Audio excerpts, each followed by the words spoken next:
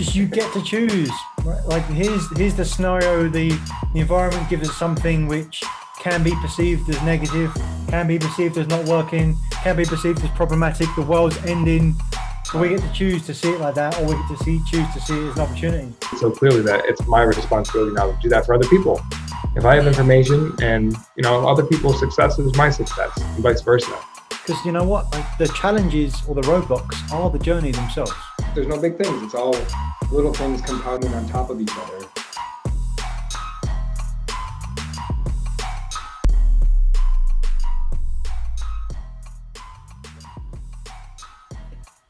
Good morning, good day, good afternoon, good night, wherever you're coming in from. Here's another episode of Profiles Coach podcast, some truth seeking here as well. I'd like to explore today, Coach, a subject which is not a new subject, but surprise, like all the concepts and principles we work with are pretty much been around forever. But I'd like to get a bit deeper, see if we get some more nuance today on the concept of beliefs and identity. Because I think there's so much in this space, and because it is so fundamental, I find that it oscillates for me, like something I think about a lot for a while, and then I don't think about it for a long time, and it seems to come back with some more nuance. Perhaps we could start, if you're okay with this, for you to give me what would be your definition of what identity is. Identity, I think, is something I try to escape as much as possible. And I'll share what I mean by that. Like when I identify myself as something, then it puts me in the box of that thing. I must act like that thing. I must do the things that person, that identity does. And so I'm careful what meaning is assigned or what attachments come with an identity. I am a coach. I'm a business coach. What does that mean? And perhaps it could be a good thing. Perhaps that kind of creates structure and knowledge. We just had a conversation the other day about our email signatures, right? And the difference between coach and master coach. I said, well, what does that mean? What's the difference for me? Right. And I thought you your point was interesting, like to convey a certain belief about what type of coach you are, right? So that was an identity in and of itself. So the reason I gave my initial answer is I think I have this fear of being trapped into something that I may want to get out of at some point. So I try not to have, but identity comes in the form of like, we have names, right? We're given a name at birth. Now I'm not Josh Greco. Like I am, that's what people know me as, but like, what does that mean for me? So we could take this conversation in a number of different areas. And I don't know if I answered your question, but identity, I think, is something that we adopt so that we have purpose and meaning in our lives. Well, I actually love just what you just said, because I'm trying to unpack that a little bit, right? Like on the one side, you don't want to associate with an identity because it puts you in a box. And then using your name as an example of identity is really interesting because people tend to be okay with having that. Why? It's identity, but it's an identity they control the meaning of. Like it's not a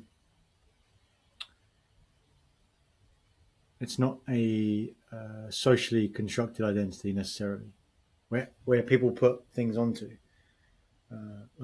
So if you behave in a certain way, people could think about you saying, "Oh, that's what Josh does," and so that's definitely an identity. But it's their identity for you, not your identity per se. And so when you're given a name at birth, it's like, well, what's this person going to be like? And then that your identity does get shaped as you grow and you move around, but ultimately it's fluid. It's not preconceived. This person's going to act like a Jason, so that's what I'm going to Yeah, exactly. Yes, identities are not associated by at least first names. Maybe sometimes last names.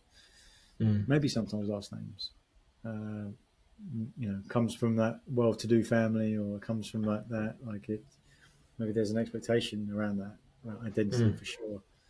But what interesting what you first said about not wanting to be an identity, right? But it presupposes that that identity that you don't want to be or concerned about being in a box of is that it's not fluid, right? Like there's that box can't have the sides open or the shape can be changed. So I think that's actually my biggest distinction from what you've said so far, because Hmm. I don't think I think of it like that. It's for me the identity piece is always changing, right? It's like if this is a Hmm. this, what's the identity? Well, I decide what it is.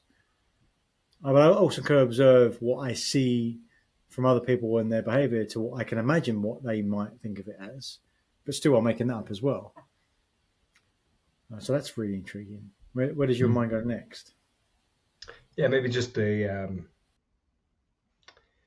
qualifier here of I believe it's a Tony Robbins quote. The strongest force of the human condition is to remain consistent with the identity that we hold for ourselves. So I think you and I, as coaches, we've heard that quote so many times, and we operate from that when we talk about this conversation with identity. But to think about that, right? I act in congruence with who I think I am. I think that was kind of the initial reasoning for your question. Do I have that right? Yeah, like I just play around with it, right? Because I think that's true, right? Like what you define yourself to be is what you have to come back to being, right? So if you Yeah, think that yeah, yeah. you're a certain way, then even if you push yourself out of that behavior, you'll come back to the first way that you are. And the example I always Mm. give, like we talked about many times, is about me with running. Never consider myself a runner. I'd say I'm not a runner. And as I started training martial arts 10, 12 years ago, I did some running because I had leverage. Not a runner, but I'll do it because of this. So I started to do it. Therefore, I got evidence that I did it. And I noticed one day I did a couple of 5Ks. I did that. I noticed myself saying, oh, I'm not much of a runner versus I'm not a runner. And then, 10 years on, like I still run bits and pieces here and there, right? And I run 10 miles last Thanksgiving, which is by far the furthest I've ever run.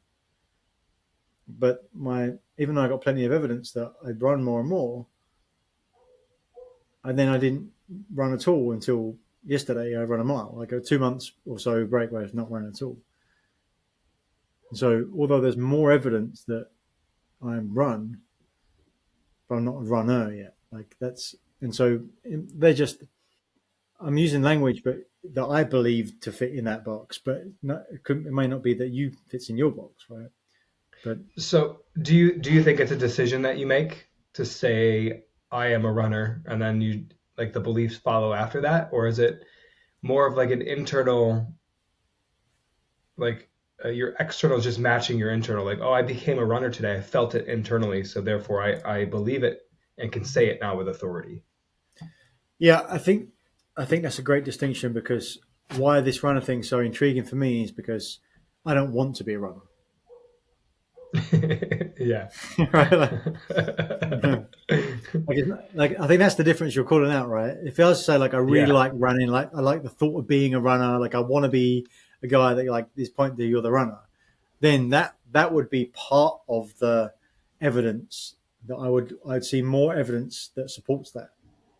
I think that's like I wanted to be a martial artist, right? I wanted to be someone that lifts weights and like, is strong, Yeah.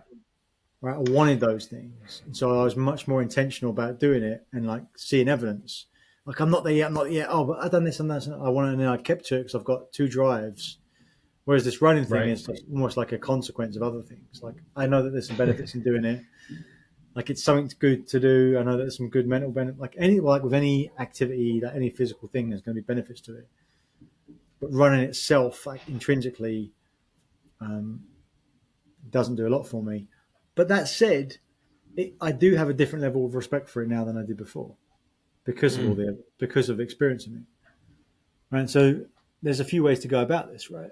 You could do something so much that you can't help but start to like it. If you start to do it enough, you'll start to get good at it. And if you start to get good at something, you start to like something. If you start to like something, you tend to do it more, then Mm. you get better at it.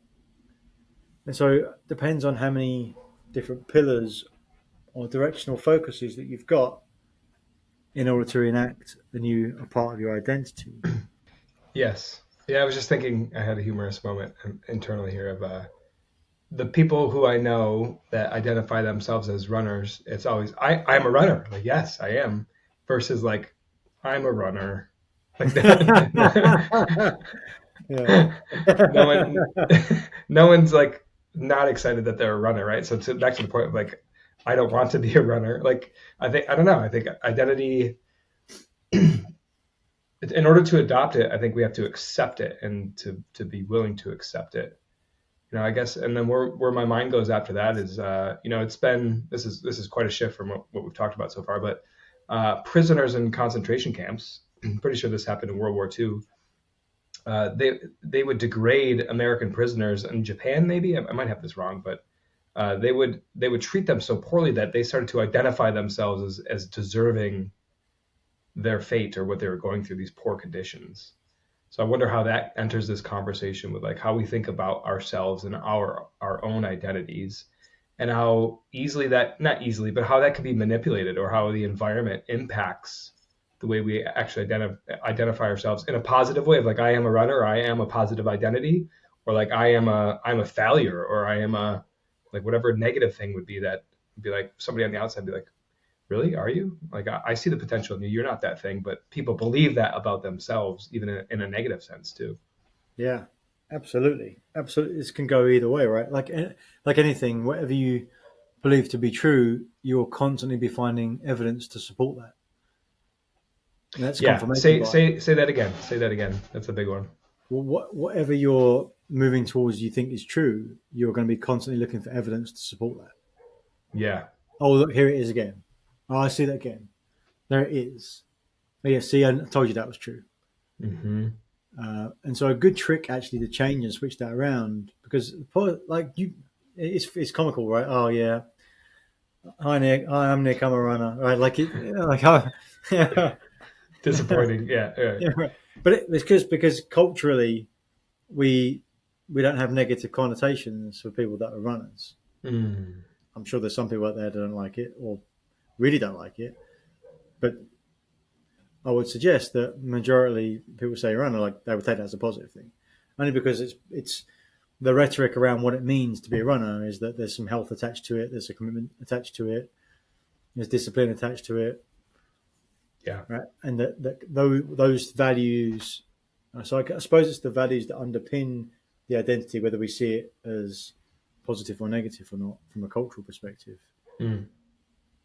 because we value those values like we like those, the makeup of that particular identity based on the values, and then those things this thing can things that transfer, right? It's like, oh, that's important for that person.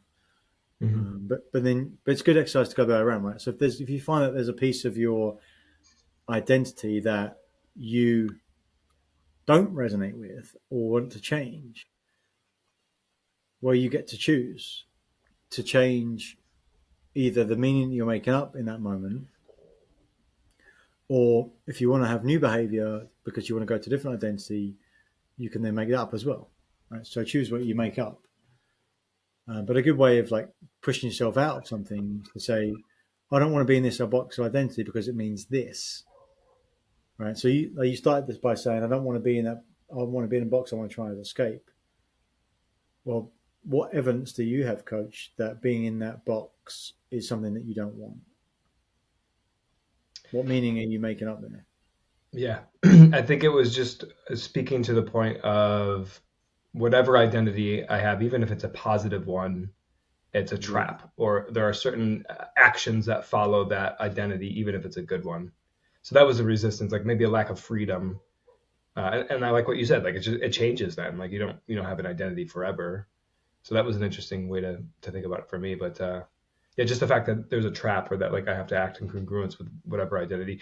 Here's the thing: it's happening even if we're conscious of it, right? That's what I actually just wrote down. Yeah. We're identifying ourselves in a certain way anyway because we're acting in a certain way, right? So there's something we can trace back that maybe starts unconscious.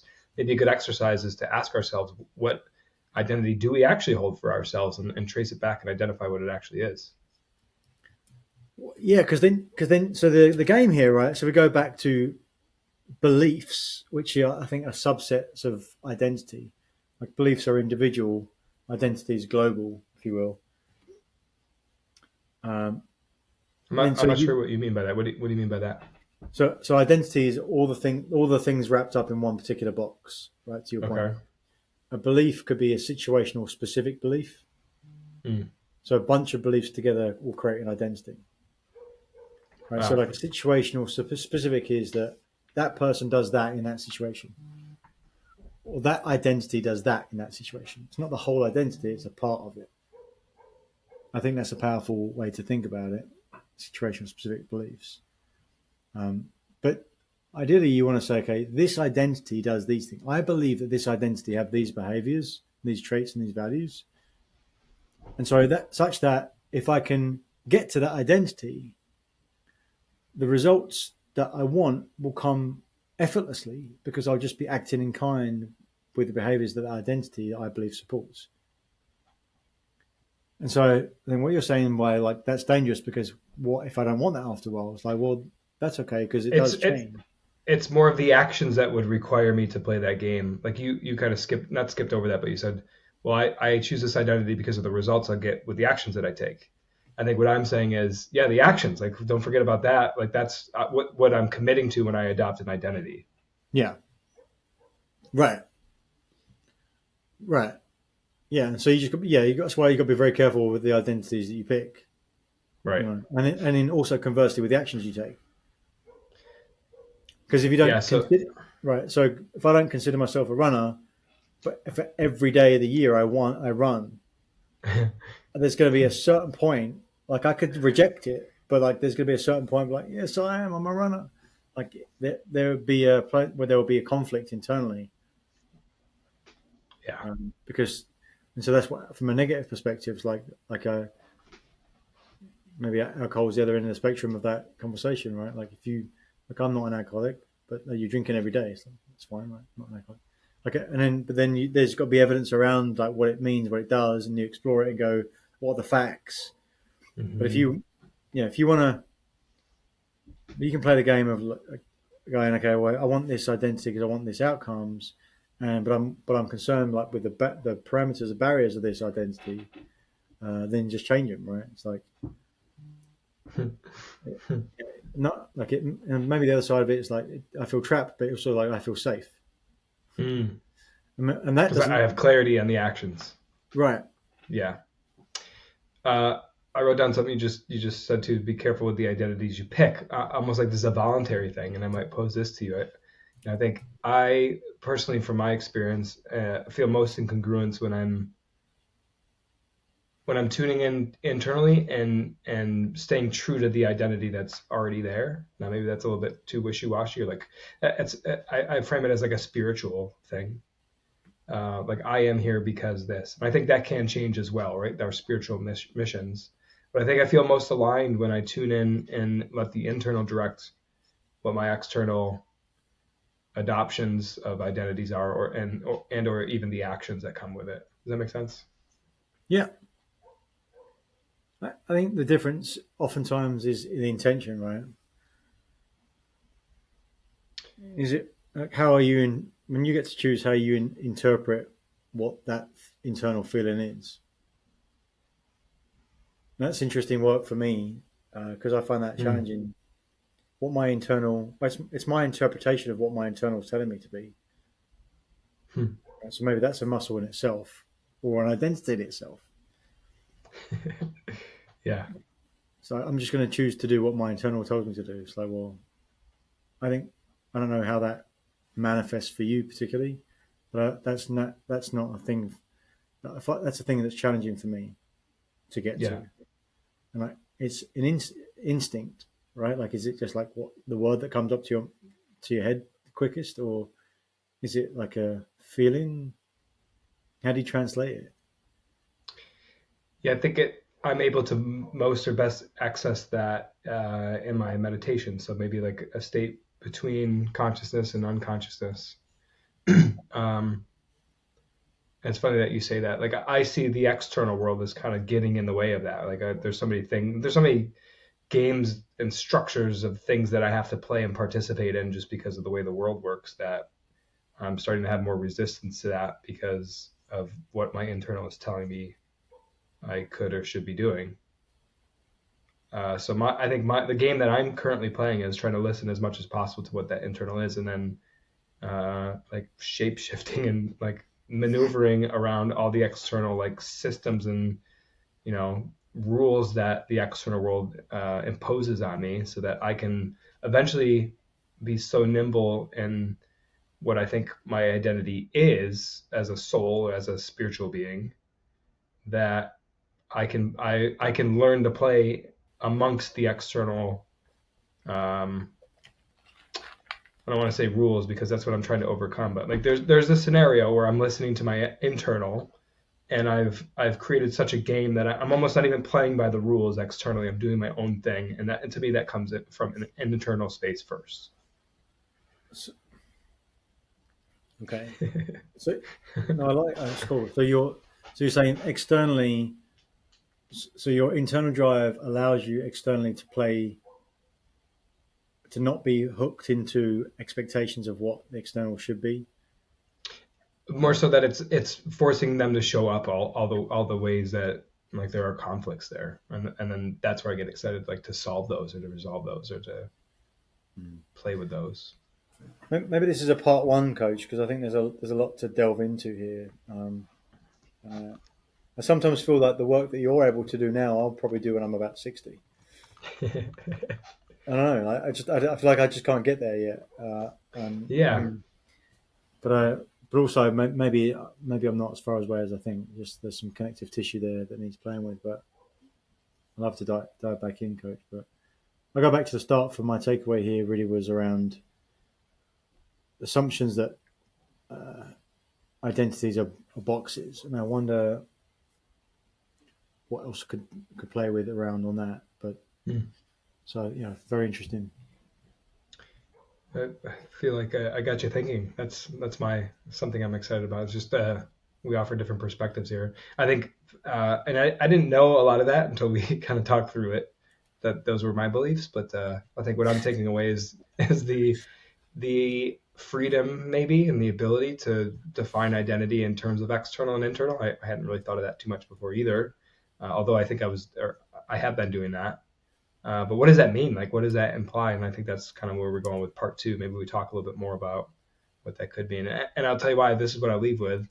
I don't want to wait until I'm 60 to think about that, because my biggest fear is that I play these external games that all these other people have implanted upon me, and then I figure out like I could have done it differently. I could have done it my own way, or I could have listened to that voice before 2/3 or 3/4 of my life were gone. I want to blaze that trail for myself right now, and that's where I think the real magic happens, and I get to enjoy my life to the utmost before I get to that age. Yeah, I think that's a really good distinction as well. I think I've done a lot of that. I feel like the work that I do now externally is really very clearly for me by choice. It has its own struggles, but I spend a lot of time not thinking that way at all, right? Just not having the awareness to think about any other, why is it just classic? Why is it this way? What opportunities are going to pop up for me, rather than what am I going to go forward and make the case, right? So I suppose then that's my fundamental is like, I create, like we're in charge of our lives. I create my life. Yeah. That's the biggest switch for me to start to move towards where I am now, 10 years ago or whatever it was, is that to stop looking to find something and just to go create the thing. Yeah. So maybe that's where, like in that space, that we're different in the fundamental of the belief piece, right? Because it sounds for me like you're looking internally for what it is. And I couldn't find something because I didn't know what I was looking for. It's like it could be right there in my front of my face. I couldn't see it because I didn't know what I was looking for. Right. So you just go create it. Right. As soon as it was like, go create the thing that you feel right now is the right thing. Right. Is why I'm talking to you right now. Sure. Yeah. Great stuff, Coach. Yeah, really good stuff. Good thinking about here. See you next time. Bye-bye.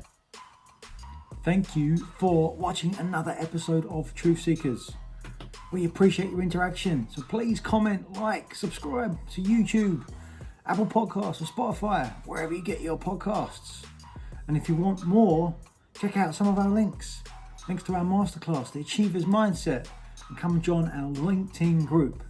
And what do you want to see more of? Remember, we're here to share the simple secrets of successful. So help us do that. What do you want to see? What do you want to see more of? Thanks, and see you again next time.